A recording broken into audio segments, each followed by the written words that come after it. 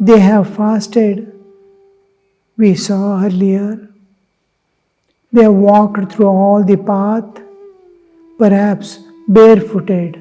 It is a Hindu custom many places, and many take this strain to go to the saints and temples like pilgrimage on barefoot without anything as a part of tapasya, forbearance. To cultivate, two things are cultivated through. One is increase in the willpower, because mind has to be controlled, vasanas are to be eliminated, the old tendencies drive and we run. Mind demands and we run. So it has to be controlled.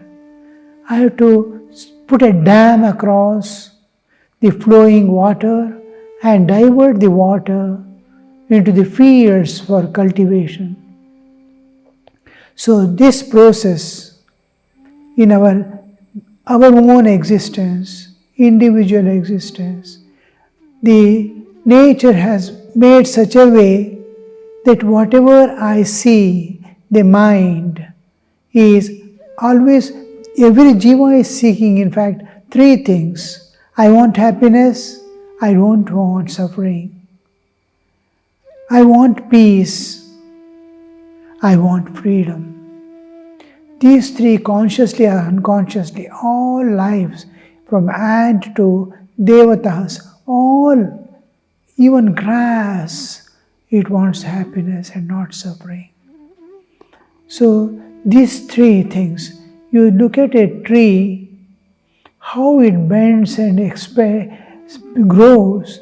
If another tree is by side, which is shading it, it crosses its, how I can survive here. So what is survival? It wants food, it wants freedom, freedom to grow. Now a tree is there, another tree is here, a tree, these leaves have come up and this tree starts slowly bending as it grows and start finding a place where it can get sunlight. Look at the way how it.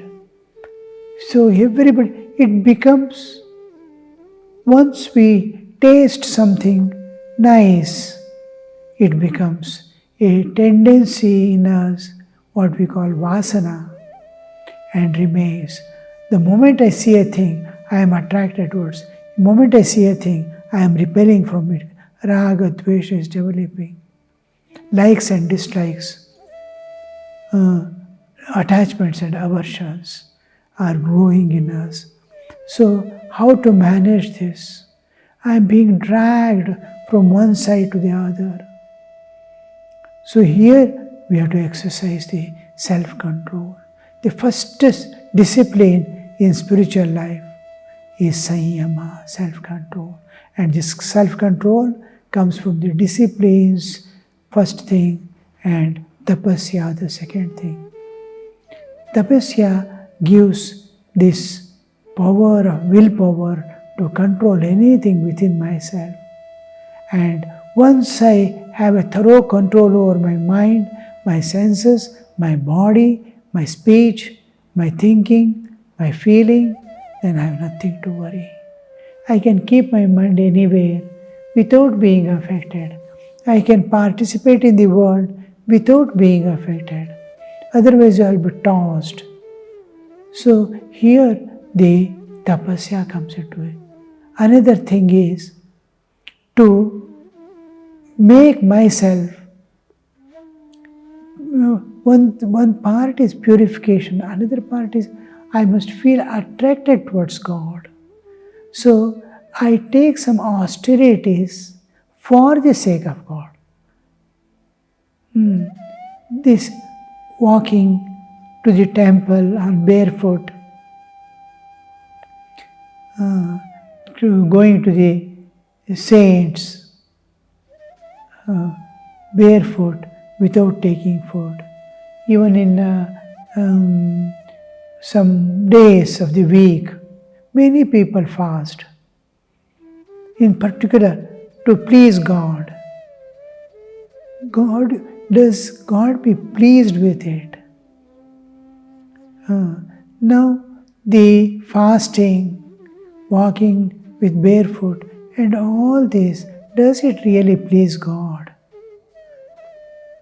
We have to say yes because it is their attitude, it is the austerities they take for the sake of reaching Him. I am doing something for God, God will receive it. What else can I do? What else I can give other than the senses and mind which is running against it has no natural tendency or taste for the divine. So I force a little. I take so much of pain in this world for my enjoyments, for my keeping my family with me, for everything to earn how much of pain. I see the shopkeepers going by 7, leaving 7:30 home, finishing, but, so many things, taking bath here, there, gabba gabba they eat and then go. 7:30. Afternoon they get their food there. And late in the night, 8:30 they close the shop and go. Every day without fail. If at all the government rules is there, then one day a holiday must be given. And it is compulsory if labors are there.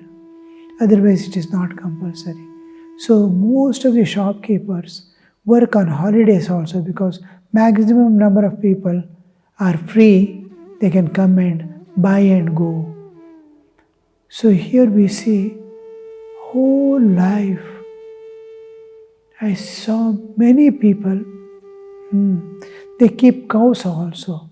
Morning they get up, tie the cows outside, clean the cow shed, this, that, then go to the shop and remain there for the whole day and come back at late in the night. How much they toil. Do we do it for God? Thakur says, for the sake of wife and children, man sheds pot full of tears, but who weeps for God?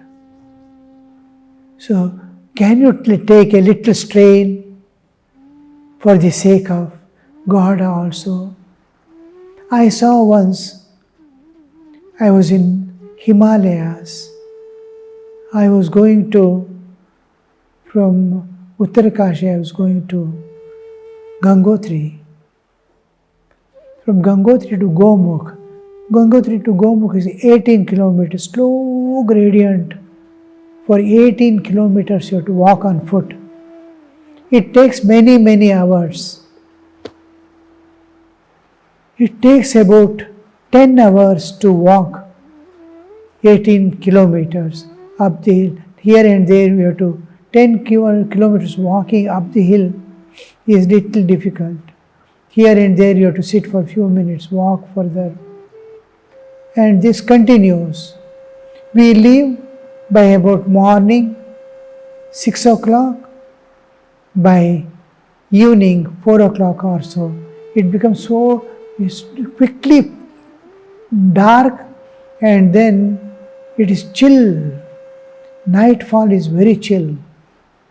So I left the Gangotri in the morning 6 o'clock and started walking. I reached at 4 o'clock. Next day I was coming back. A group of people here and there, they go. I met 2 or 3 groups. I was coming and it was almost 1 o'clock in the afternoon. I reached more than 3/4 of the path. From the other side, only about 1/4 of the whole area, that is 18 kilometers, they must have walked about 3-4 kilometers. They are going towards one old lady accompanied by a small boy. They are walking. I said, where are you going? They said, they are coming from Gangotri, going to Gomukh. Gomukh is still 14 kilometers away. You won't be able to reach. There are no shelter anywhere. One tea shop is there in between. And nothing. You have to sit in the storm and cold wind. You won't survive the night. Why did you come? She said, we left the home long back. By about 7:30, 8 o'clock we left. And our group, seeing us walking slowly, they left us and went ahead because they want to reach earlier. They left this boy with me and I am walking. She used to walk about 100 steps, she will sit. She is very old. I told, why are you walking like this? What was the need to come? You go back, otherwise there is one tea shop. Whatever he says, you take shelter there. You don't have warm clothes, this one. No other shelter anywhere. 18 kilometers, one shop. You may get 4 or 5 kilometers. Whatever come, this much. Another half the path will be there. Either go back or come with me back or stay. She said, no, we'll go. I said, why are you taking this train? She said, Swamiji, I have enjoyed life. Every bit of life I have enjoyed. And for that, how much of strain, how much of conflicts, how much of war I had to do. Let me take little strain for the sake of God. Let me take this strain for the sake of God. What a word you say. I have nothing more to say. I said, there is a tea shop. Take shelter there at night. Otherwise, your body won't be there, nor this child. It will be nearing zero. You can't survive. Stay there. I told her and came away. Look at let this body take how much we toil in the world. For the sake of God, I have not done anything. No austerities I have done. No sacrifices I have done. Let me do something now. My last days of life are nearing. Let His grace, to avail His grace, I am doing this. So, these women have come, fasting, walking on foot, to see the saint. That strain they are taking as a sacrifice to prepare their mind and body to receive the grace of the saint. The otherwise, fully eating nicely with all comforts, I go in a carriage or a vehicle, just visit and come. That's all the thing. When you walk through on foot, fasting on Shivratri day, how we fast whole day and keep vigil whole night. So that small sacrifice that I do to receive the grace of God, receive the grace of saints,